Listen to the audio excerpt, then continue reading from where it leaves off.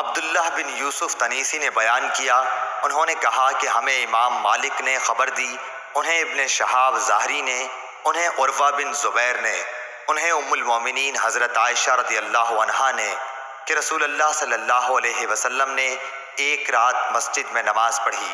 सहाबा ने भी आप सल्लल्लाहु अलैहि वसल्लम के साथ ये नमाज पढ़ी। दूसरी रात भी आप सल्लल्लाहु अलैहि वसल्लम ने ये नमाज पढ़ी तो नमाजियों की तादाद बढ़ गई।